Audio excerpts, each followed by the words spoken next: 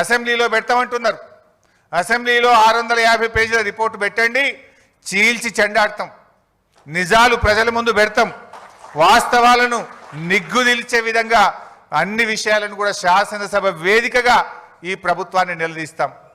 ఎందుకంటే ఇప్పుడు ఆ విషయాలు నిజంగా కమిషన్ రిపోర్ట్లో ఉన్న విషయమా, కమిషన్లో లేనిది ప్రభుత్వం ఏమన్నా కల్పించి కొన్ని చెప్పిందా అనేటువంటిది తేలాల్సినటువంటి అవసరం ఉంది.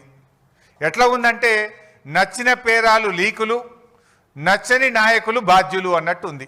ఇప్పుడు 650 పేజీల్లో నచ్చిన పేరాలనే లీకులు చేసిండ్రు, నచ్చని నాయకులను బాధ్యులు చేసినట్టుగా నిన్న ప్రభుత్వం రిలీజ్ చేసిన రిపోర్టు కనబడతా ఉంది.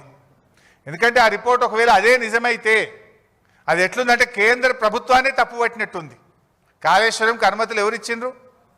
TAC technical advisory committee report is given by government of India, కేంద్ర ప్రభుత్వమే ఇచ్చింది. ఒకవేళ ఆ రిపోర్ట్ నిజమే అయితే కేంద్ర ప్రభుత్వాన్ని తప్పుపట్టినట్టు, అన్ని అనుమతులు ఇచ్చిన సెంట్రల్ వాటర్ కమిషన్ను తప్పుపట్టినట్టు, ఇంజనీర్లను తప్పుపట్టినట్టు, రిటైర్డ్ ఇంజనీర్లను తప్పుపట్టినట్టు, బ్యూరోక్రాట్లను తప్పుపట్టినట్టు. అంటే ఈ రకంగా అసలు రిపోర్టు ఒకవేళ ఇచ్చిందా లేదా తెలియదు, ఇచ్చుంటే మాత్రం అది ఒకవైపే చూసి ఒకవైపే విని ఒకవైపే నిలబడి ఇచ్చిన రిపోర్ట్ లాగా ఉంది.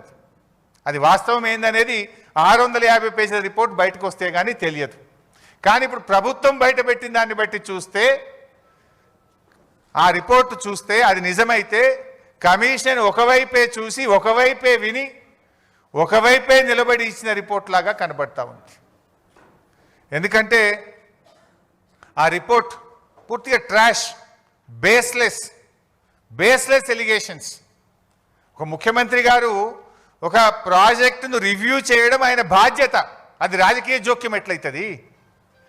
రివ్యూ చేయడము, త్వరితగతిన ప్రాజెక్టును పూర్తి చేయడము, ప్రజలకు త్వరితగతిన నీళ్ళు ఇవ్వడం అనేది ఒక బాధ్యతాయుతమైన ప్రభుత్వం చేసే పని.